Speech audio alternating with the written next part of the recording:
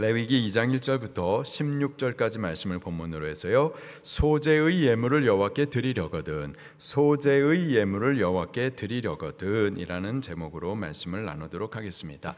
레위기는 제사와 제사의 삶에 대해서 가르쳐 주십니다. 레위기는 예수님을 가르쳐 주시는 성경이에요. 그래서 레위기 1장부터 7장에 기록된 5가지 제사 다 예수님을 가르쳐 주십니다.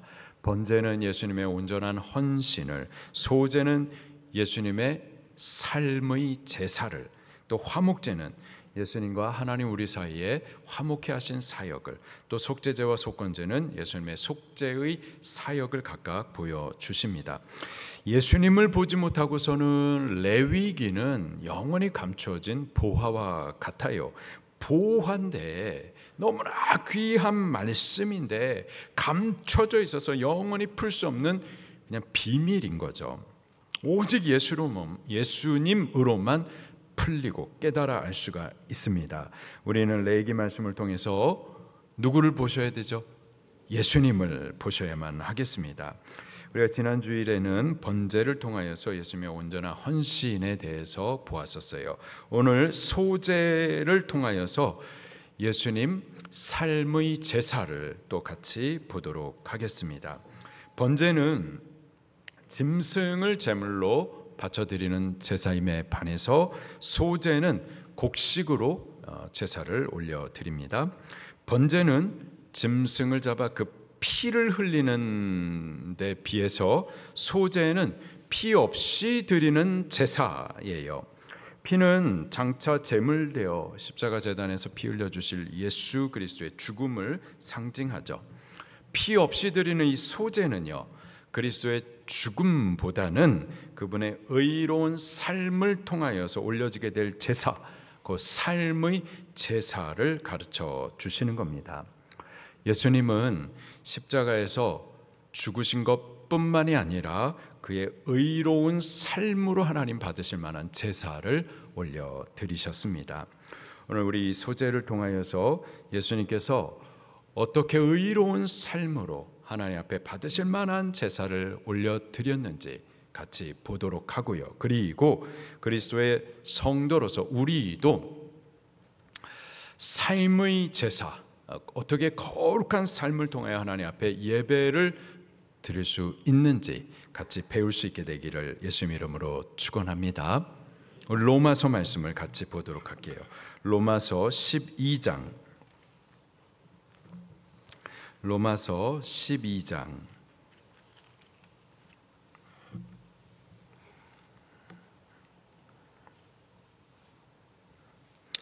로마서 12장 1절 말씀 같이 읽겠습니다. 시작. 그러므로 형제들아, 내가 하나님의 모든 자비하심으로 너희를 권하노니 너희 몸을 하나님이 기뻐하시는 거룩한 산제물로 드리라. 이는 너희가 드릴 영적 예배니라. 아멘. 구약의 번제의 제사는 그 제물들을 다 죽여요.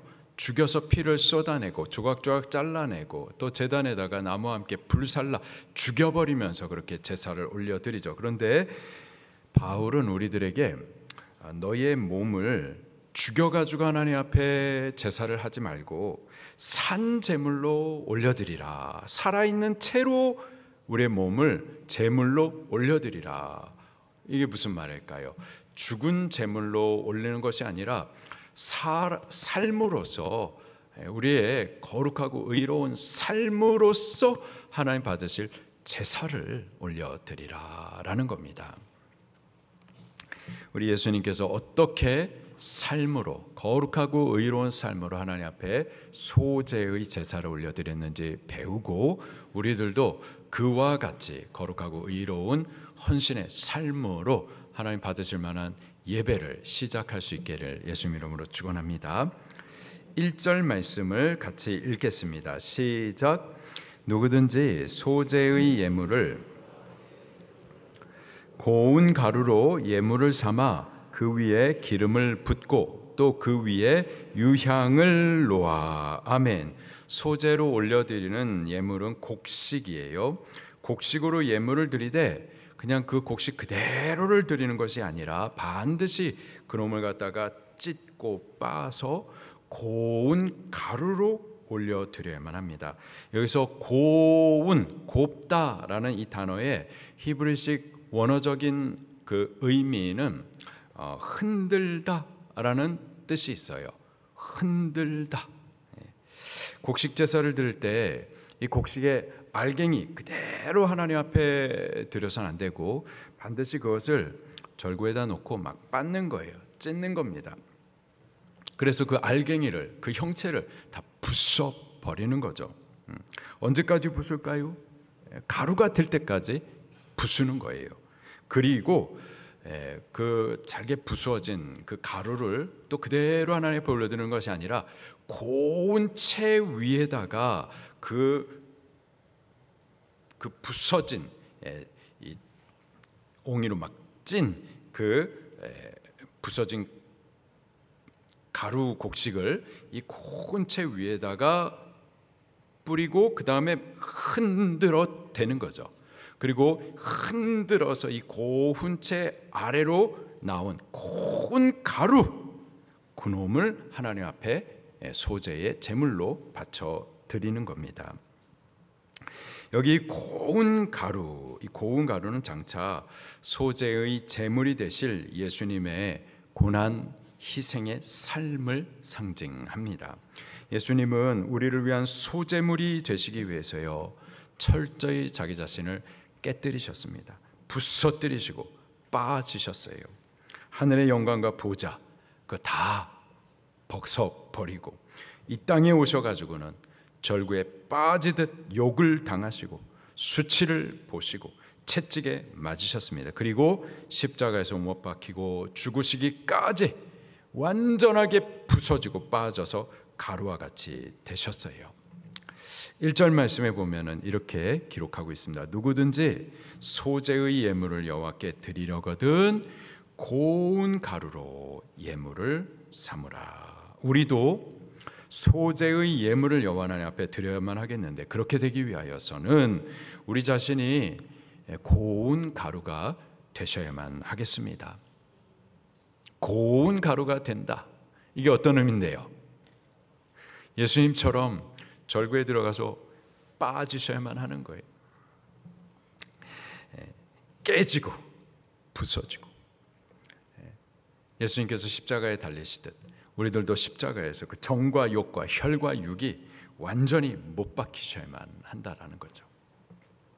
바울도 이렇게 고백을 했었어요. 갈라디아서 5장 24절에 그리스도의 예수의 사람들은 그 육체와 함께 정과 욕심을 십자가에 못 박았느니라.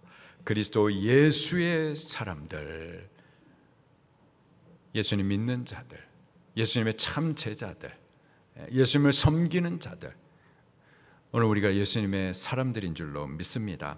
그리스도 예수의 사람들, 그들은 육체와 함께 그 정과 욕심을 십자가에 못 박은 자들입니다. 알갱이 그대로 있는 것이 아니라 내 생각, 내 이념, 내 판단, 내 고집, 내 것, 그 나라고 하는 그놈을 갖다가 부서뜨려야만 하는 거예요. 그놈이 부서지지 않는 알갱이 그대로는 하나님 받으실 수 없고, 그 알갱이를 갖다가 빻고 부서진 사람들, 그들이 바로 예수님의 사람들인 거죠. 말씀의 채 안에 담겨가지고 말씀으로 막 흔들어서 말씀의 사람으로 곱게 걸러져 나온 사람들, 나라고 하는 그 알갱이가 깨지고 부인돼서 걸러져 나올 때, 그때 비로소 하나님 앞에 소제로 올려드릴 수가 있게 되는 거죠. 소제의 삶으로 하나님 앞에 예배를 올려드린다. 첫 번째로는 그렇게 우리 자신이 부인되셔야만 해요. 그렇게 하나님 앞에 부서지고 깨진 다음에, 말씀의 채 걸러진 다음에, 그 다음부터 하나님 앞에 올려질 수가 있는 거죠. 1절 말씀에 보면은요, 이 고운 가루를 하나님 앞에 소제물로 올려드리고, 그리고 그 위에 첨가되는 것들이 있습니다. 세 가지가 있어요. 기름이 있고 유향이 있고 그리고 소금을 치라 말씀을 하십니다. 1절 말씀을 다시 한번 읽겠습니다. 시작. 누구든지 소재의 예물을 여호와께 드리려거든 고운 가루로 예물을 삼아 그 위에 기름을 붓고 또 그 위에 유향을 놓아 그 위에 첫 번째 기름을 부으라 말씀하십니다. 여기 기름은 감람나무 열매로부터 짜낸 기름, 올리브 기름을 가리키는데요. 이 기름은 영적으로 성령님을 상징합니다. 이는 예수님의 삶이, 그 곱게 빠진 예수님의 삶이 성령으로 말미암은 것임을 상징합니다. 예수님은 철저히 성령의 사람이셨었죠. 성령으로 잉태하셨고 또 성령으로 세례도 받으셨어요. 또 성령을 따라 시험도 받으셨습니다. 성령을 따라 마귀에게 시험을 받으신 거예요. 여러분, 예수님도 시험을 받으셨습니다. 심지어 마귀에게 시험을 받으셨는데 이 일이 성령을 따라 된 일이었었어요. 성경 한번 찾아볼게요. 마태복음 4장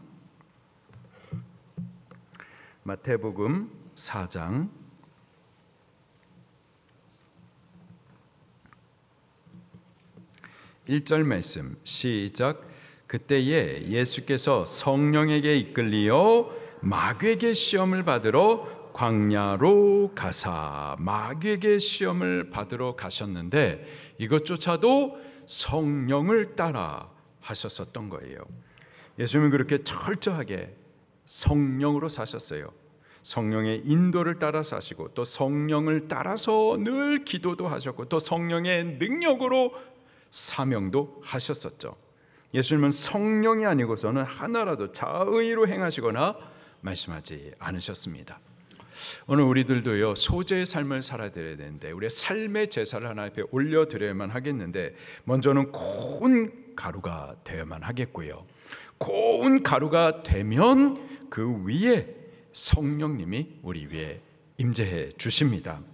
성도에게 성령님이 부어지면 그러면 성령의 사람이 되는 거예요. 성령으로 사는 사람이 되는 겁니다. 성령으로 생각하고 성령으로 말하고 성령으로 행하는 거죠. 여보세요? 네. 성령의 사람이 되면은 성령으로 생각하게 되는 거예요. 성령으로 보게 되는 거고 성령으로 분별하여 듣게 되는 거고 성령의 말하게 하심을 따라 말하게 되는 거고 우리의 감정도요, 감정에 너무 막 흔들리고 한국 분들은 너무 막 감성적이라 감성이 흔들리면 안 돼요. 그게 쏟으면 안 돼요. 성령이 임하시면 우리의 감정도 성령에 사로잡히고 그리고 우리의 의지도 성령으로 일어나게 되는 겁니다. 그렇게 성령으로 행하면은요, 직분도 사명도 봉사도 성령으로 행함으로 하나님께서 받으실 만한 예물이 되고 또 공부도 성령으로 하는 거고 여보세요? 네, 공부도 성령을 따라 하는 겁니다. 네, 그래요.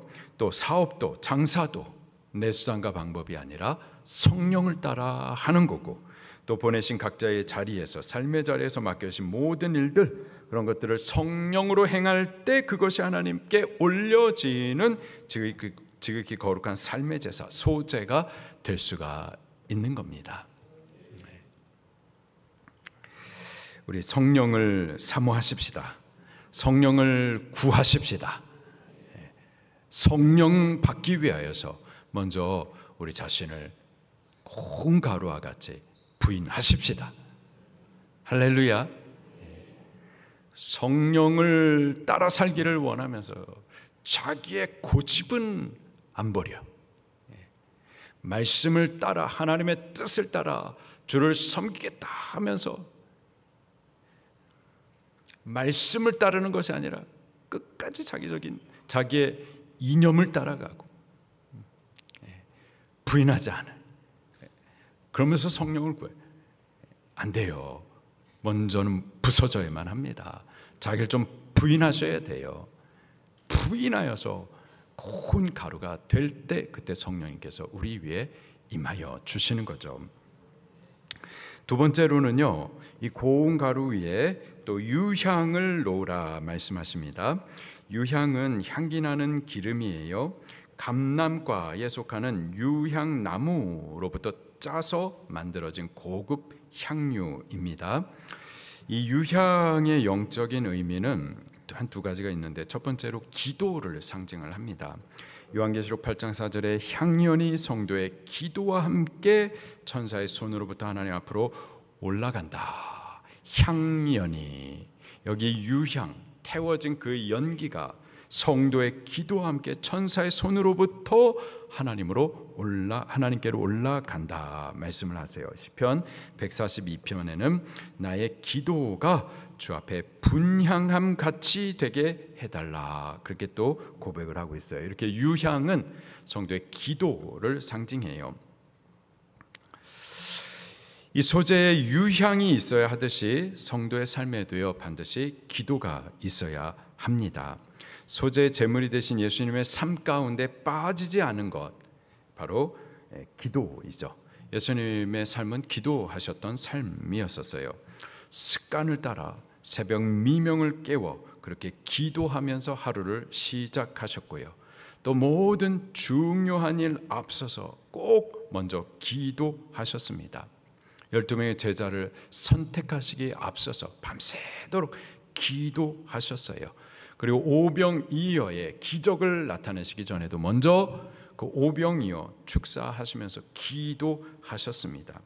또 십자가 지시기 전에 겟세마네 동산에 올라가셔가지고 땀방울이 핏방울이 되기까지 기도하셨어요. 그리고 십자가에 달리셔서도 자기를 찌르는 자들, 그들을 위하여서 하나님 저들이 알지 못하여서 죄를 범한다고 그들을 위하여서조차 중보하며 기도하셨습니다. 예수님의 삶은 유향을 넣은 기도의 삶이셨습니다. 예수님의 성도된 우리의 삶도 반드시 기도가 필요합니다. 예수님께서 우리에게 항상 기도하라 그렇게 말씀하세요. 누가복음 21장 36절에 너희는 장차 올 이 모든 일을 능히 피하고 인자 앞에 서도록 항상 기도하며 깨어 있으라. 장차 올 이 모든 일, 말세의 징조를 말씀하신 이후에 하셨던 말씀입니다. 말세에 여러 가지 환난들이 있을 건데 이 모든 것들을 피하고 인자 앞에 믿음으로 끝까지 남아있을 수 있도록 기도해야 된다. 바울도 데살로니가전서 5장 17절의 말씀에 쉬지 말고 기도하라 이렇게 가르쳐 주십니다. 기도하되 특별한 일이 있어서 기도하는 것이 아니고요, 쉬지 말고 항상 기도하라 가르쳐 주십니다. 특별히 우리의 신앙이 마귀와의 영적인 전쟁이라는 이 사실을 상기시키면서 기도로 무장해야 된다 그렇게 또 가르쳐 주세요. 에베소서 6장 18절에 모든 기도와 간구를 하되 항상 기도하고 성령 안에서 기도하고 이를 위해서 깨어서 기도하고 또 힘써서 기도하고 여러 성도를 위하여서 구하라. 또 빌립보서 4장 6절 말씀에 아무것도 염려하지 말고 다만 모든 일에 기도와 간구로 너희 구할 것을 하나님 앞에 감사함으로 그렇게 구하라 말씀하십니다. 성도의 이 소재의 삶에 빠질 수 없는 것이 바로 기도입니다. 우리 기도하십시다. 하루를 시작하기 전에 먼저 기도하는 거예요.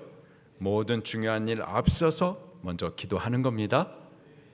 오늘 집을 나서기 전 기도했나요?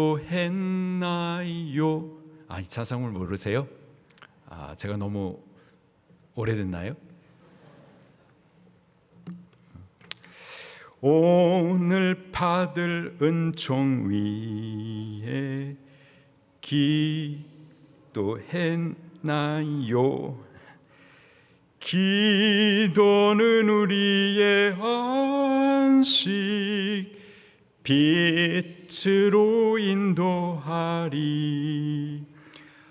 앞이 캄캄할 때 기도 잊지 마시오. 아멘. 기도하십시다. 예. 여러분 지금 캄캄하지 않으세요? 예. 저는 뉴스를 못 보겠어요, 도무지. 예. 나라와 민족을 위해서 기도를 하면서도 너무 막 정말 캄캄하고,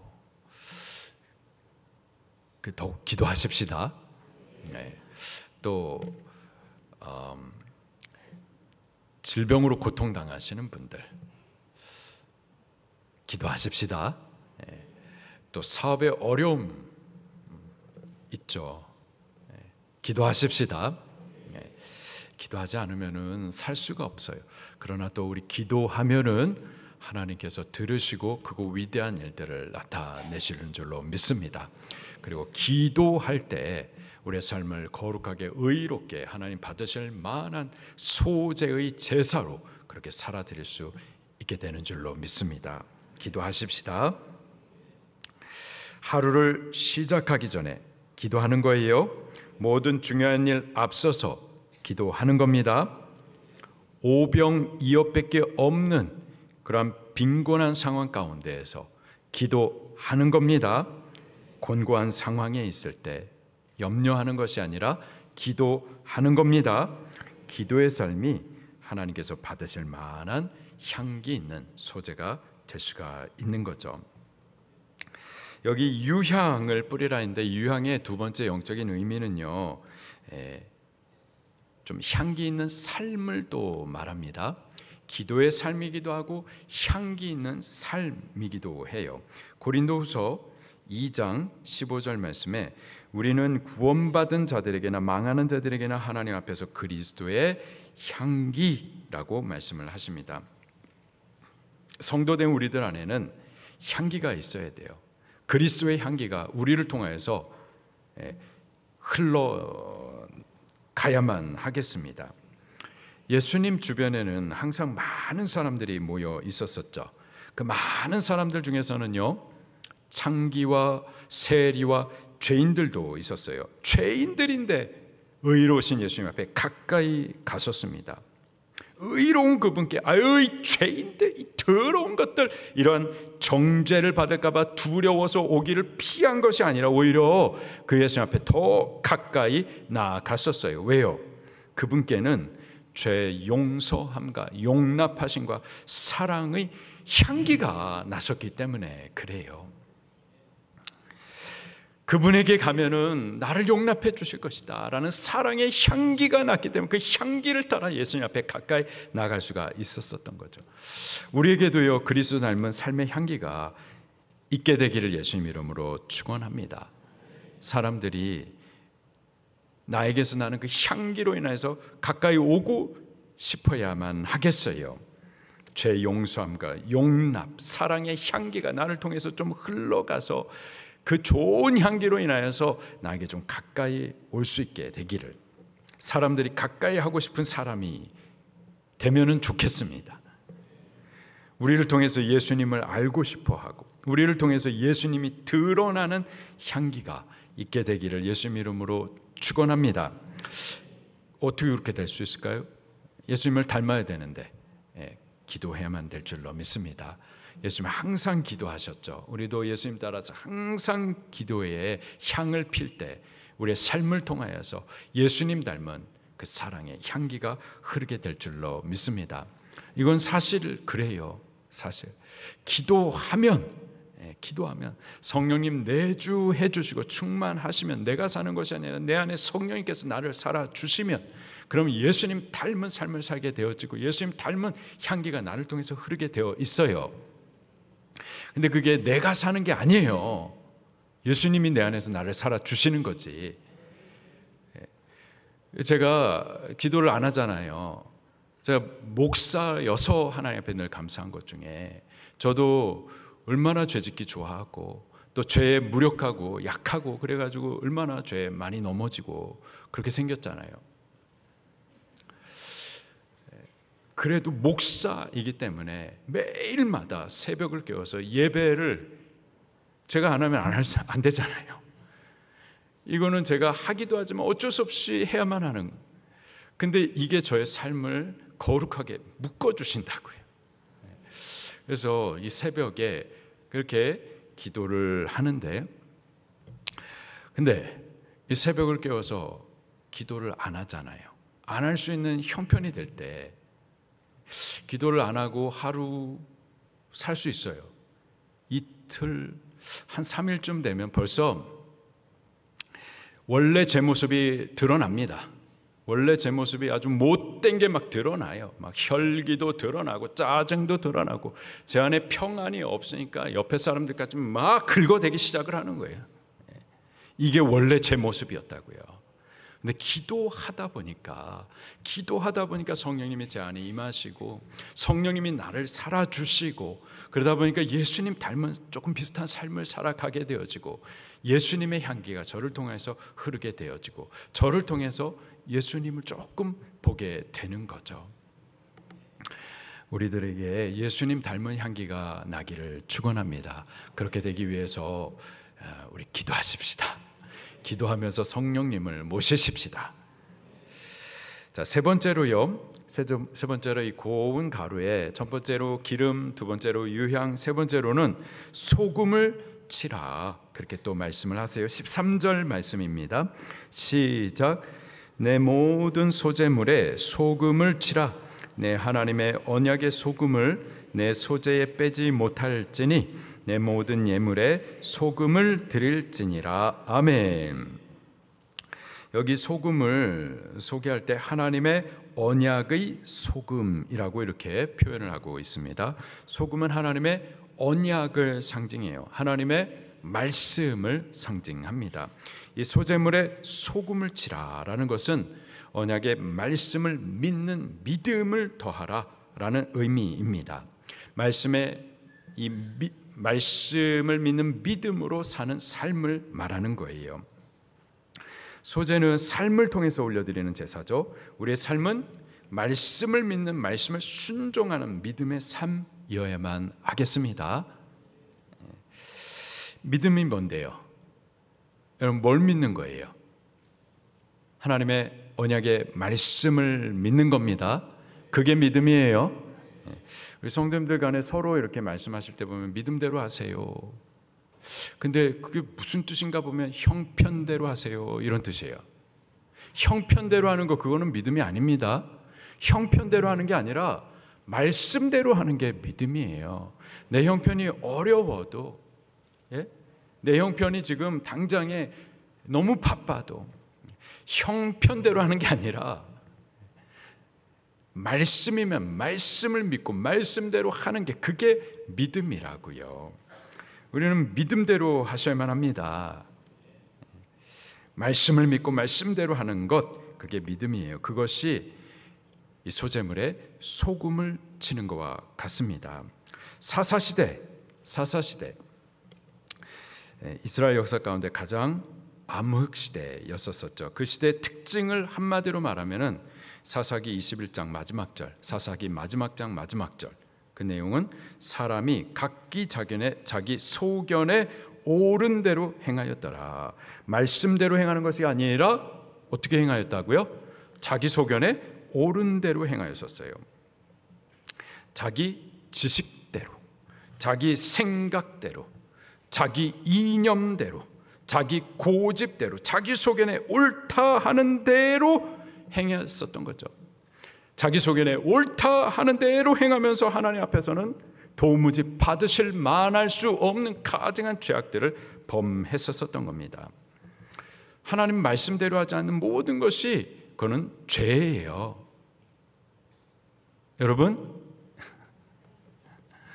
말씀대로 하시는 것이 믿음대로 하는 거예요.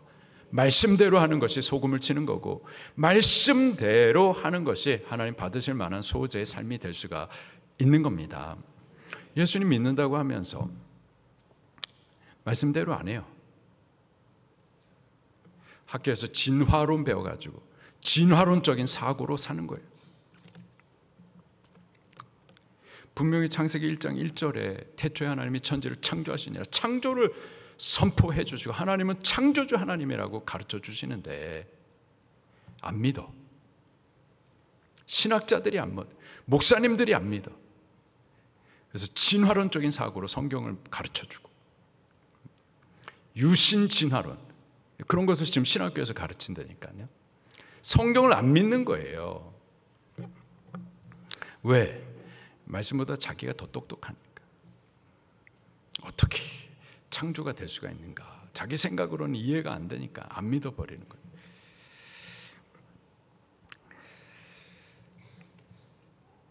소제는 삶을 통해서 올려드리는 제사입니다. 우리의 삶은 내 생각에 옳다 하는 대로 행하는 것이 아니라 말씀을 믿고 말씀을 따르는 삶이어야만 하는 겁니다. 예수님도 그분의 모든 삶은 말씀대로 순종하는 삶이었었어요. 말씀대로 하나님이신데 우리와 함께 하시려고 사람이 되셨고 말씀대로 율법의 1.1핵을 다 순종하여 사셨고 말씀대로 말씀의 언약대로 우리를 대신하여서 고난과 죽음까지 당하셨고 또 말씀대로 죽은 자 가운데 다시 살아나셔서 우리의 구원을 완성해 주셨습니다. 말씀을 따르는 삶이었었기 때문에 그분의 삶이 하나님 앞에 소제로 올려질 수가 있었던 거예요. 우리 교회는 믿음대로 하십시다. 믿음대로 하는 게 뭔데요? 형편대로 하는 거죠? 자기 정치적인 이념을 따라가는 거죠? 자기 고집대로 사는 거죠? 그런 거예요? 아니죠. 근데 왜 그래요? 왜 그렇게 사세요? 우리는 믿음대로 사십시다. 믿음대로 사는 게 뭐라고요? 말씀대로 사는 거예요. 우리 형편대로 말고 말씀대로 그렇게 살아갈 수 있기를 바랍니다. 한편 소제물에 넣지 말아야 할 것들도 있습니다. 세 가지는 첨가해라. 근데 두 가지는 절대로 금해라 말씀하시는데 누룩을 넣어서는 안 되고 또 꿀도 넣지 말라 그렇게 말씀하세요. 11절입니다. 시작. 너희가 여호와께 드리는 모든 소제물에는 누룩을 넣지 말지니 너희가 누룩이나 꿀을 여호와께 화제로 드려 사르지 못할지니라. 아멘. 첫 번째로 누룩을 넣지 말라 말씀하세요. 왜? 누룩은 부패시키는 것으로서 죄를 상징합니다. 소제물에 누룩이 섞여서는 하나님께 드려질 수가 없어요. 이는 예수님께서 죄 없는 거룩하고 의로운 삶을 사신 것을 상징합니다. 만약에 말이에요. 만약에 예수님의 삶이 누룩이 섞여 있는 삶이었다면, 죄가 있었다면, 그러면 질문입니다. 예수님께서 십자가에서 죽으신 그 죽음을 하나님께서 받으실 수가 있었을까요? 다시요. 만약에 예수님의 삶에 누룩이 섞여 있었다면, 예수님의 삶이 거룩하고 의로운 삶이 아니라 죄가 섞여 있었던 삶이라면 예수님께서 십자가에서 죽으신 그 죽으심이 하나님께서 받으실 만한 속죄 제사가 되실 수가 있었을까요? 없었죠.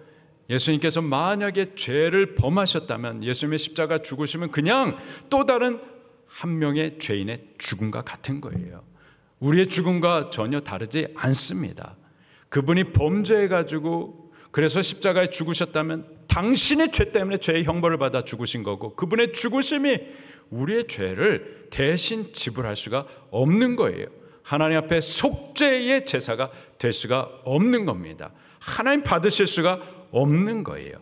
예수님의 십자가 죽으심이 하나님 앞에 속죄의 제사 받으실 만한 소제, 그 향기 있는 제사가 될 수 있었던 이유는 예수님의 삶에 누룩이 섞여 있지 않았기 때문에, 죄가 없었기 때문에 그렇습니다. 우리도 하나님께 올릴 소제의 삶을 살기 위해서는 우리 안에 있는 죄를 제거하셔야만 합니다. 우리 고린도전서 같이 읽도록 할게요. 고린도전서 5장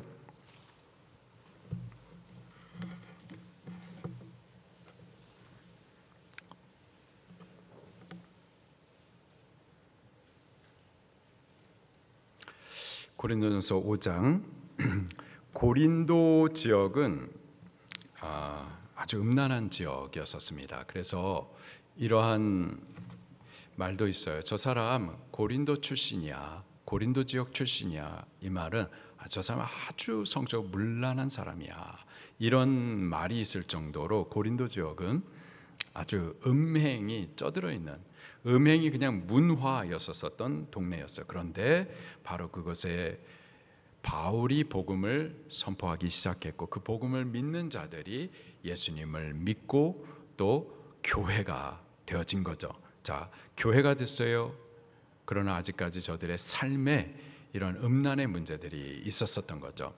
바울은 이제 우리가 성도 되었기 때문에 거룩한 소재의 삶을 살아야 되기 때문에 이런 죄악의 요소 하나하나를, 누룩 하나하나를 제거하도록 가르쳐 줍니다. 근데요, 회개 안 하는 사람들이 있는 거예요. 같이 한번 보도록 할게요. 5장 1절부터 8절까지 한 절 한 절 같이 보도록 합니다. 시작. 너희 중에 심지어 음행이 있다 함을 들으니 그런 음행은 이방인 중에서도 없는 것이라. 누가 그 아버지의 아내를 취하였다 하는도다.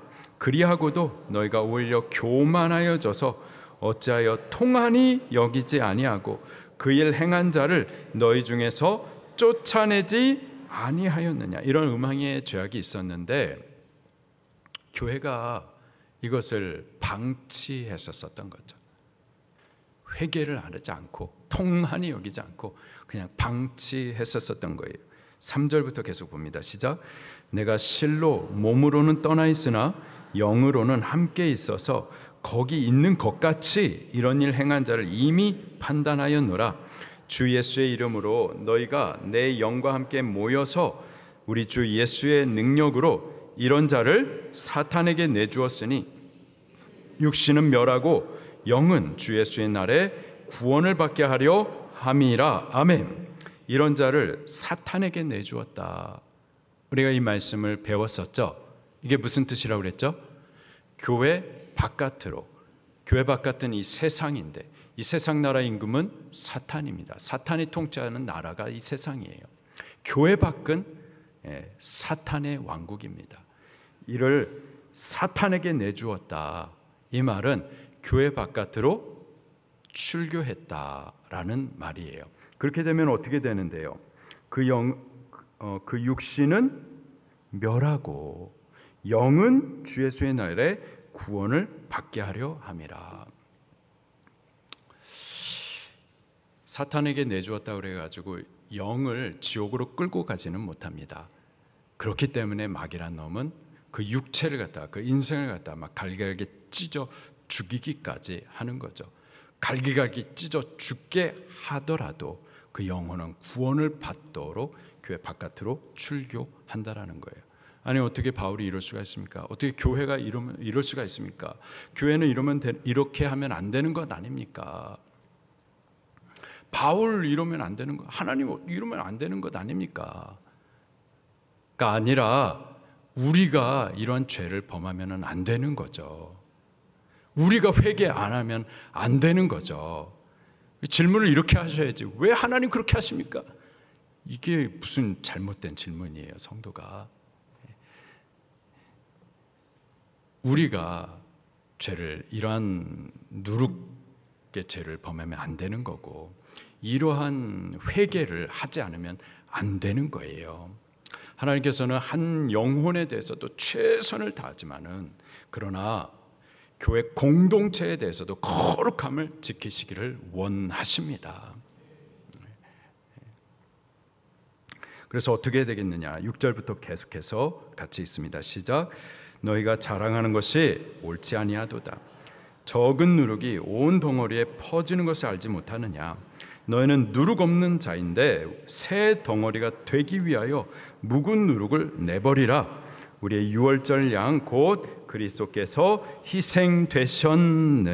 아멘. 적은 누룩이 온 덩어리를, 온 교회를 갖다가 더럽히는 거예요. 때문에 뽑아서 내버리더라도 주의 교회를 지키시려고 하는 거죠. 7절에 너희는 누룩 없는 자인데 새 덩어리가 되기 위하여서 묵은 누룩을 내버리라. 우리의 유월절 양 곧 그리스도께서 희생되셨느니라. 예수님께서 왜 십자가에서 희생되어 죽으셨나요? 우리의 죄 씻으시기 위하여서였었죠.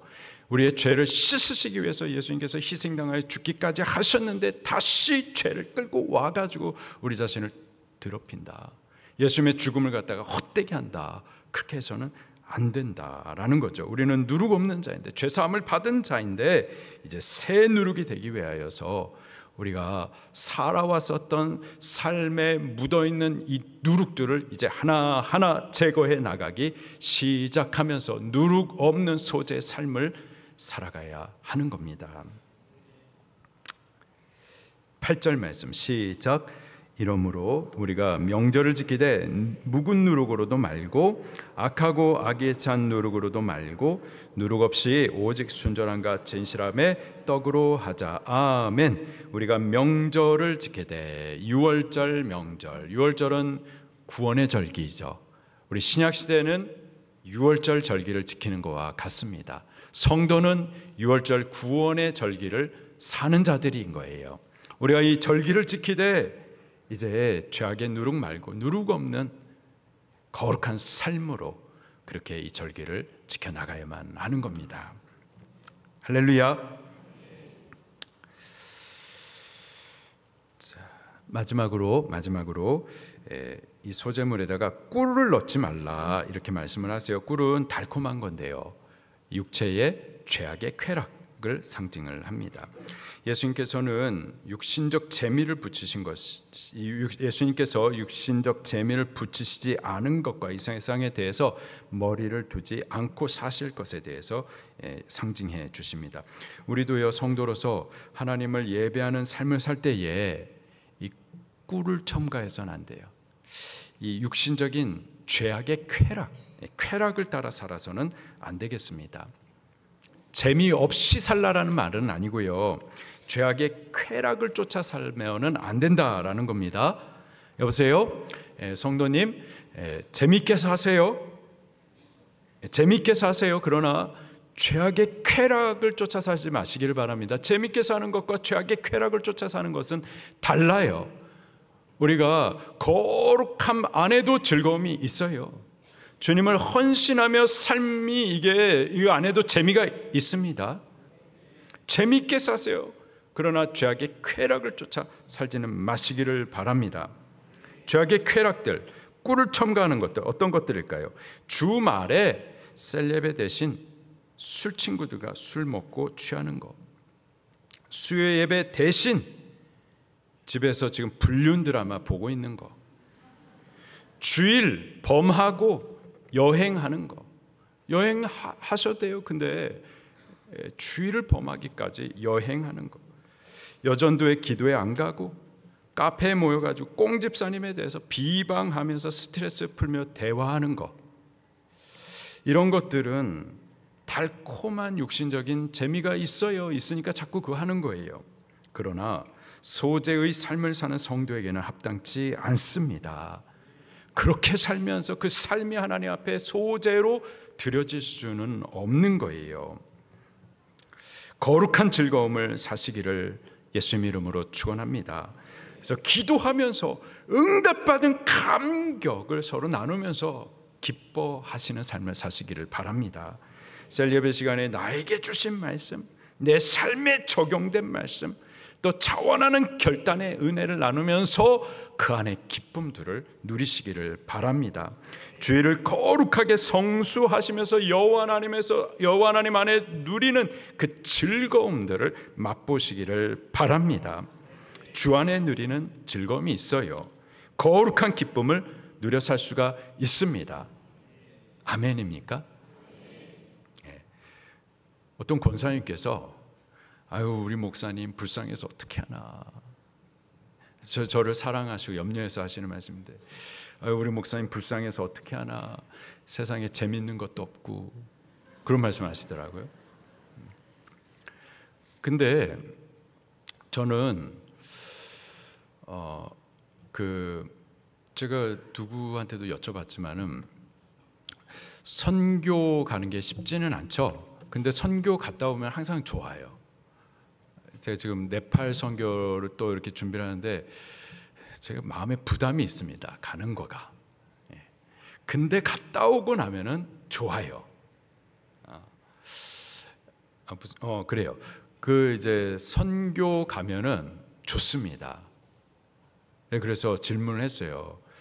여행하면은 뭐 하는 거냐고, 뭐가 좋은 거냐고, 여행 가면은 어떤 게 좋은 거냐고, 해외 여행 가면은 뭐가 좋은 거냐고, 뭐 호텔에서 자고, 맛있는 거 먹고, 뭐 또 뭐가 뭐 좋은 거 보고, 뭐가 재밌는 거냐고 상상이 안 가요. 저는 그 선교 가서 히말라야 산도 보고, 호텔에서 한국 음식도 맛있는 거 주고, 거기서 새로운 사람들 만나는데 다 우리를 기뻐하고, 또 우리 받은 은혜를 나눠주고, 얼마나 기쁘고 재밌고 좋은데 그 여행 또 따로 뭐 가야 될 이유가 있나 싶어요.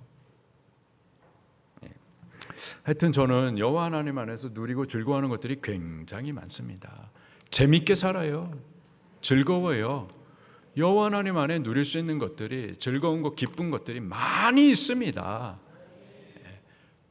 그 은혜를 맛보면서 사시기를 예수님 이름으로 축원합니다.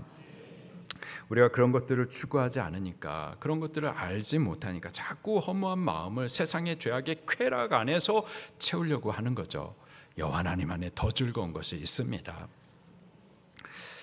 4절부터 9절 말씀을 보게 되면은 소재를 드리는 여러 가지 방법들이 기록이 되어 있는데요. 소재를 드리는 방법은 화덕에 굽는 방법이 있고, 번철에 붙이는 방법이 있고, 또 냄비에 삶아 드리는 방법이 있습니다. 중요한 것은 화덕에 굽든 번철에 굽든 또 냄비에 삶아 드리는 방법이 다 이 불을 통과한다라는 거죠. 소재는요, 화재, 성격상 불로 태워드리는 제사라고 그래가지고 화재로 구분이 됩니다. 화재의 제사예요. 불은 환난을 상징합니다. 고난을 상징을 해요.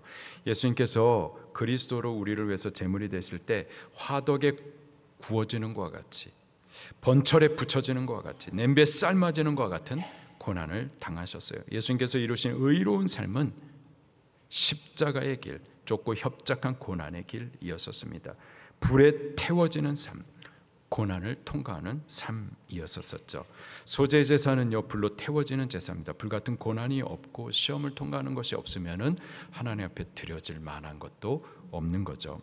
우리 신앙생활이 그렇습니다. 우리의 신앙생활은 화재와 같아요. 환난을 통과하는 신앙입니다. 십자가 지고 좁고 협착한 길을 걷는 거예요. 믿음으로 살려 하면은 고난이 반드시 따릅니다. 말씀 순종하려고 하면, 계명 지키려고 하면, 사명하려고 하면 반드시 고난이 있어요. 그러나 고난을 믿음으로 잘 통과하기만 한다면은 이것이 우리에게 큰 유익이 되고, 이것을 통하여 하나님은 제사의 기쁨을 받아 주시는 겁니다. 시편 기자가 66편 10절 12절에 이렇게 고백을 하고 있어요. 하나님이여, 주께서 우리를 시험하시되 우리를 단련하시기를 은을 단련한 같이 하셨으며, 우리를 끌어 그물에 걸리게 하시고 어려운 짐을 우리 허리에 메어 두셨으며, 사람들이 우리 머리를 타고 가게 하셨나이다. 우리가 불과 물을 통과하였더니 주께서 우리를 끌어내사 풍부한 곳에 들이셨나이다. 아멘. 하나님께서 우리로 불과 물을 통과하게 하세요. 불과 물 가운데 집어넣고 죽어라 하는 게 아니라 통과하게 하신다고요. 그리고 통과한 이후에는 마침내 풍부한 곳에 들이셨나이다. 다니엘과 세 친구들 풀무불에 던져졌습니다. 그러나 그곳 가운데서 하나님의 아들이신 예수님께서 함께 해주셨고, 그 불을 통과하게 한 이후에는요, 저들을 높이 들어 사용해 주셨었죠. 신명기 8장 16절에 이는 다 너를 낮추시고 너를 시험하사 마침내 내게 복을 주려 하심이었느니라. 너를 낮추시기도 하고 불같은 시험을 주기도 하시는데, 그 모든 목적은 불 가운데 다 죽어라가 아니라 그것을 통과하여서 마침내 복을 주려 하심이었느니라. 이것이 우리를 향한 하나님의 뜻이고 목적이에요. 성경은 소재를 통해 예수님의 희생의 삶을 가르쳐 주십니다. 예수님 그분은 소재의 재물처럼 철저히 부서지고 깨지고 빠져서 고운 가루가 되시기까지 자기 자신을 부인하셨어요. 또 기름 부음 받은 것처럼 성령으로 말씀하고 행하셨고 사명하셨습니다. 그리고 기도의 삶, 향기에 나는 삶, 그리고 말씀에 순종하는 삶으로 소재의 제사를 하나님 앞에 올려드렸어요.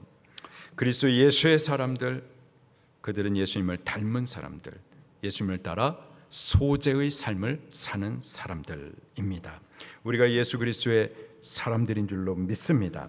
소재의 제사, 소재의 삶을 사는 사람들인 줄로 믿습니다.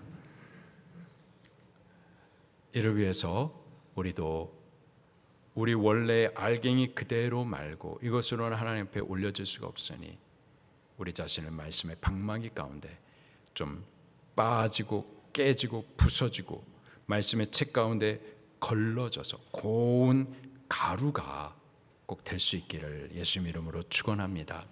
우리 안에 부서지지 못한 자기 생각, 자기 판단, 자기 이념, 참 부서지지 못하는 고집, 부서져야 돼요. 부서지고 고운 가루가 될 때 그 위에 우리 위에 성령님이 임하여 주실 줄로 믿습니다.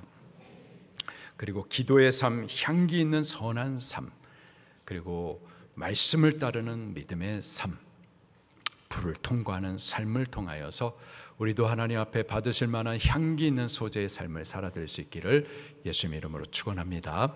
말씀 붙들고 통성으로 기도하시겠습니다.